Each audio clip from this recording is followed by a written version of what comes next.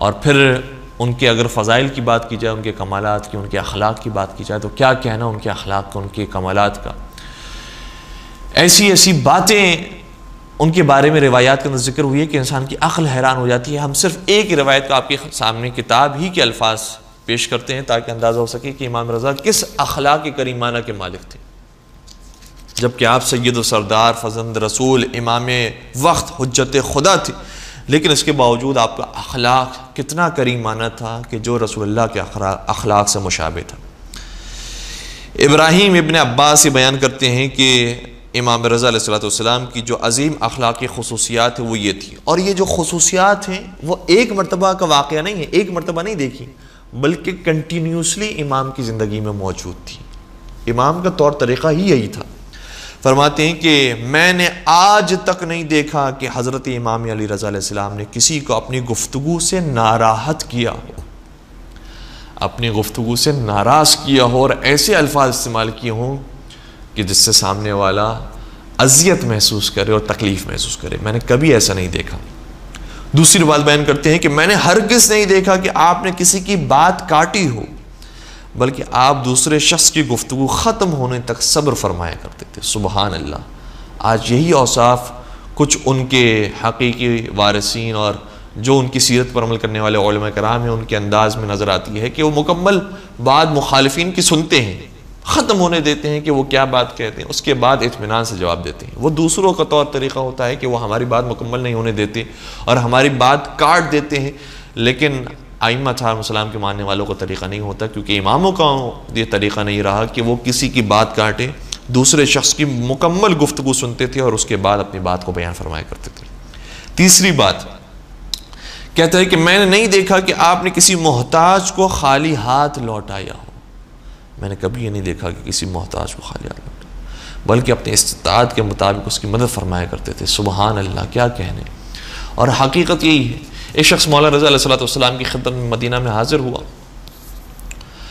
ज़ाहिर मदीने का वाक़या है या खुरासान का वाक़या है। मौला रज़ा की खिदमत में हाजिर हुआ और कहा कि, बल्कि मदीने का वाक़या, क्योंकि जो शख्स था वो खुरासानी था और उस खुरासानी शख्स ने ये कहा कि ए इमाम रज़ा, मेरी खुरासान में जायदाद मौजूद है और खुरासान में मेरे पास मालो अमलाक मौजूद है, लेकिन मैं यहाँ सफ़र में आया हूँ तो मुझे लूट लिया गया और मेरे पास माल और असबाब ख़त्म हो गए हैं, इसलिए मैं चाहता हूँ कि आप कुछ मेरी मदद कर दीजिए। और वैसे वाक़ईन वो बहुत ज़्यादा वेल सेटल्ड आदमी था और बहुत अमीर आदमी था, और उसने बहुत शाइस्ता अंदाज में महफ़िल के अख्ताम पर और खलवत में उसने अपनी ये अर्ज़ी को पेश किया। तो इमाम रज़ा अलैहिस्सलाम ने बड़े इत्मीनान से उससे जवाब दिया और इमाम रज़ा अलैहिस्सलाम ने फरमाया कि तुम सब्र करो। उसने कहा कि मौला, आप जितना मुझे अता फरमाएंगे मैं अपने वतन पहुँच कर और खुरासान पहुँच कर आपकी जानिब से उतना ही माल गरीबों में तकसीम कर दूँगा और सदका कर दूँगा। मैं कोई एक पैसा भी अपने ऊपर नहीं रखूँगा और अपने इस्तेमाल में नहीं रखूँगा। जितना पैसा आपने दिया होगा वो इस्तेमाल करने के बाद अपने वतन जब पहुँचूँगा तो उतना ही पैसा फिर मैं राह खुदा में इन्फाक कर दूँगा और आपकी नियाबत में और आपके नाम पर करूँगा। इमाम रज़ा ने उसकी बात सुनी और फिर अपने बैतुश्शरफ में तशरीफ़ ले गए, और उसके बाद पर्दे के पीछे से इमाम रज़ा अलैहिस्सलाम ने एक थैली निकाली और एक गठरी इमाम रज़ा ने उसके सुपुर्द की और कहा कि ये लेकर जाओ। और फिर आगे शाह फरमाया, कहा कि कोई ज़रूरत नहीं है कि हमारी जानिब से फिर तुम ज़हमत उठाओ और हमारी जानिब से सदका करो, ये माल भी तुम्हारा हो गया और वो माल जो हमें तुम देना चाहते थे वो भी तुम्हारा माल है। और इस तरह से मौला रज़ा अलैहिस्सलाम ने उसे रुख़सत की। बाज़ लोगों ने सवाल किया कि ए इमाम रज़ा, आपने तो उसके ऊपर वाक़ईन हद सखावत का मुज़ाहरा किया है, लेकिन ये बताइए कि आप क्यों पर्दे के पीछे चले गए और इस तरह से आपने सखावत की और इस तरह से आपने उसको माल दिया। कहा कि तुझे नहीं मालूम कि वो कितना आबरूमंद शख्स था, और मैं पसंद नहीं करता कि मैं किसी की आबरू रेज़ी करूँ, मैं पसंद नहीं करता कि किसी की बेइज्जती करूँ। क्या खूबसूरत दर्स है कि जो आइम्मा सलाम ने हमें दिया है। और ये बातें वो हैं कि जो इमाम रज़ा अलैहिस्सलाम अगर किसी के बारे में बयान फरमा भी रहे हैं तो पहले ख़ुद अमल किया और फिर बयान फरमा रहे हैं। तो इमाम रज़ा अलैहिस्सलाम के बारे में रावी कहता है कि मैंने नहीं देखा कि आपने किसी मोहताज को खाली हाथ लौटाया हो, बल्कि अपनी इस्तिताअत के मुताबिक हमेशा उसकी मदद फरमाते थे। और फिर आगे कहता है कि मैंने आज तक नहीं देखा कि उन्होंने अपने ग़ुलामों और कनीज़ों को गलत अल्फाज से बुलाया हो, अस्तग़फिरुल्लाह, कभी ऐसा काम नहीं किया। हमारे यहाँ एक अजीब कॉन्सेप्ट है और कभी कभार लोग इस तरह की बात कह जाते हैं कि जब हम दर्स के अंदर कहते हैं कि देखिए गरीबों का और जो मज़दूर तबका है हमें उसका ख्याल रखना चाहिए, हमें अपने मुलाज़मीन की फ़िक्र करनी चाहिए, उनके लिए अच्छे अल्फाज का इंतखाब करना चाहिए, उन्हें सलीक़े से शाइस्तगी के साथ बुलाना चाहिए, जिस तरीक़े से हज़रत ज़हरा सलाम अलैहा ने अपनी कनीज़ जनाब फ़िज़्ज़ा सलाम अलैहा की हिफाजत और किफ़ालत की है और इस तरह से उनको अपने साथ रखा है और गोया उन्हें अपनी रफ़ाक़त के अंदर ले लिया, अपनी दोस्ती के अंदर ले लिया। इस तरीक़े से हमारा बर्ताव अपने मातहत लोगों के साथ होना चाहिए। तो कभी कभार जवाब देने वाले ये जवाब देते हैं कि आप हमें जनाब ज़हरा की सीरत पर अमल पैरा होने का हुक्म देते हैं कि जनाब फ़िज़्ज़ा के साथ जैसा उन्होंने सलूक किया वैसा हम सलूक करें। तो आप ये भी तो देखें कि हमारे घर में जो काम करने वालियां हैं, हमारे घर के अंदर जो खादिम है और नौकर हैं, वो भी तो कम अज़ कम हज़रत फ़िज़्ज़ा की सीरत पर अमल करें। वो अगर फ़िज़्ज़ा की सीरत पर अमल करेंगे तो फिर हम हज़रत ज़हरा की सीरत पर अमल करेंगे। अगर इस तरह से इंसान जवाब देगा तो फिर तो कभी भी इंसान सही रास्ते की तरफ नहीं आ सकेगा। और अगर ये सोच हो इंसान की तो नबी अकरम तो फिर यही सोच के साथ पहली ही दफ़ा में फिर अपने मातहतों को से इनकार और अपने मातहतों को भगा दें कि अगर तुम ठीक नहीं हो, अगर तुम साहिब किरदार नहीं हो तो फिर हम भी साहिब किरदार नहीं है, फिर हमारा भी वो अखलाक नहीं है क्योंकि तुम्हारा अखलाक बुरा है। और फिर हज़रत ज़हरा सलाम अलैहा का भी अखलाक अगर जनाब फ़िज़्ज़ा की वजह से, क्योंकि वो साहिब किरदार थी इसलिए साहिब किरदार थी, अगर ये होता तो फिर जो बाकी अफराद थे और बाकी कभी कभार कनीज़ों के वाक़यात उनके सामने आते हैं और कोई खातून आती हैं सवालात करने के लिए और वो बेतहाशा सवालात कर जाती है और शर्मिंदगी महसूस होती है, तब भी हज़रत ज़हरा सलाम अलैहा का उसके लिए भी जवाब बड़ा शाइस्ता जवाब है कि नहीं, मेरे लिए कोई प्रॉब्लम की बात नहीं है, मैं किसी परेशानी के अंदर नहीं हूँ, मुझे कोई तूने तकलीफ़ नहीं दी है, बल्कि मुझे खुशी होती है कि अगर मैं तेरी मुश्किल कुशाई करती हूँ और मैं तेरी परेशानी को हल करती हूँ। तो ये जवाब सुनकर कभी कभार आज के दौर में हमें बड़ा ताज्जुब होता है कि सामने वाले ये कहें कि पहले आप वैसा बने फिर हम वैसे बनेंगे। जिस तरह से मियाँ बीवी के ताल्लुकात के अंदर ये कहा जाता है, जब हम कहते हैं कि हमें हज़रत ज़हरा की सीरत पर अमल करना चाहिए, हमें मौला मुत्तक़ियान की सीरत पर अमल करना चाहिए, तो सामने जवाब ये आता है कि अगर मेरी बीवी हज़रत ज़हरा की सीरत पर अमल करेगी तो फिर मैं मौला अली की सीरत पर अमल करूँगा। ये अगर इंसान जवाब देगा तो कभी भी अच्छाई की तरफ आगे नहीं बढ़ सकेगा। दुनिया तो भरी हुई है बुरे लोगों से भी और अच्छे लोगों से भी। कभी कभार अच्छे लोगों से वास्ता पड़ जाता है और कभी बुरे लोगों से भी वास्ता पड़ता है। तो बुरे लोगों से वास्ता पड़ने के बाद हमें बुरा नहीं होना है, और अच्छे लोगों से अगर वास्ता पड़ जाता है तो हमें अच्छा ही रहना है कि जैसे हम होते हैं, और हमेशा अच्छाई की तरफ कदम आगे बढ़ाने की कोशिश करनी चाहिए।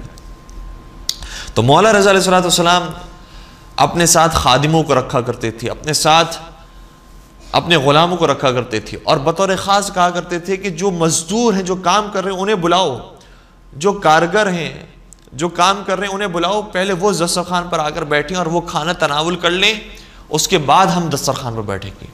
ये भी सीरत इमाम रज़ा के अंदर मिलता है, जो बिल्कुल बरअक्स है। कभी कभार हम अपने माशरे के अंदर देखते हैं कि सबसे पहले अशराफ तबका आएगा, सबसे पहले बड़े अफराद आएंगे, और उसके बाद जो मज़दूर तबका है, और उसके बाद जो बेचारा और लावारिस तबका है वो आता है, और उसके बाद फिर वो उस दस्तरखान पर बैठता है।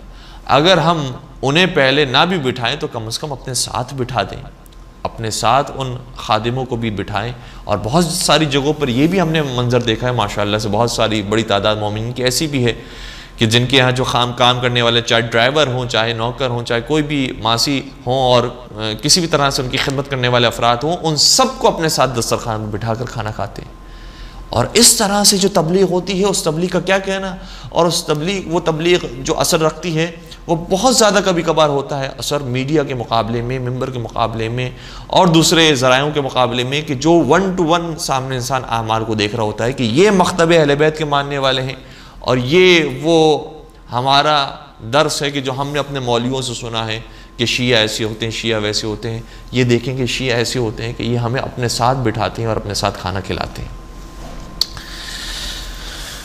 मौला रज़ा अलैहिस्सलाम की सीरत के अंदर ये था कि अपने ग़ुलामों को और कनीज़ों को साथ बिठाए भी करते थे और कभी गलत अल्फाज उनके लिए इस्तेमाल नहीं किया करते थे। और फिर वो रावी कहता है कि मैंने हरगिज़ नहीं देखा कि आप किसी के सामने बुलंद आवाज़ से कहका लगाते हों और आ हज़रत को हमेशा मुस्कुराते हुए और तबस्सुम फरमाते हुए देखा। फिर कहते हैं कि जब महफिल ख़त्म होती तो दस्तरखान बिछाते, तमाम ग़ुलामों को हत्ता कि अपने दरबानों और खाक रोबों को भी दस्तरखान पर बुलाते हैं, जो बात हमने अभी अर्ज़ की। फिर आगे फरमाते हैं कि मौला रज़ा अलैहिस्सलाम रातों को बहुत कम सोया करते थे और रात के अक्सर हिस्से में बेदार रहते थे और शब बेदारी फरमाया करते थे और इबादतें किया करते थे। और इमाम रज़ा अक्सर रोज़ा रखा करते थे, बिलखुसूस महीने में 3 दिन ज़रूर रोज़े रखा करते थे। अलबत्ता उन दिनों के बारे में इख्तलाफ है कि वो कौन से 3 दिन थे। बाज़ ने कहा है कि पहले दिन 3 दिन थे, बाज़ ने कहते कि 13, 14 और 15 तारीख़ थी। बाज़ ने कुछ और बातें बयान फरमाई हैं कि पहली और आखिरी जुमेरात को दरमियान में एक जो बुध आता है 10 तारीख़ गुजरने के बाद, तो उन 3 दिनों में मौला रज़ा अलैहिस्सलाम बतौर ख़ास रोज़े रखा करते थे। और फिर फरमाते थे कि ये 3 दिन ऐसे हैं कि जिनके रोज़े सारे साल के रोज़े के बराबर हैं, बल्कि बाज़ रिवायात के मुताबिक सारी ज़िंदगी के रोज़े के मुताबिक हैं। फिर आगे फरमाते हैं रावी कि आप अक्सर व बेशतर काम कार खैर अंजाम देते, सदका छुप कर देते, अक्सर नेक काम रात की तारीकी में अंजाम देते। इस बिना पर अगर कोई ये गुमान करे कि मकाम मर्तबे फ़जीलत व शख्सियत के अतबार से सिर्फ इन्हें ही देखा है, तो उसकी बात पर यकीन कर लेना चाहिए, क्योंकि मौला रज़ा अलैहिस्सलाम से बढ़कर और कोई भी अखलाक के करीमाना रखने वाला नहीं था।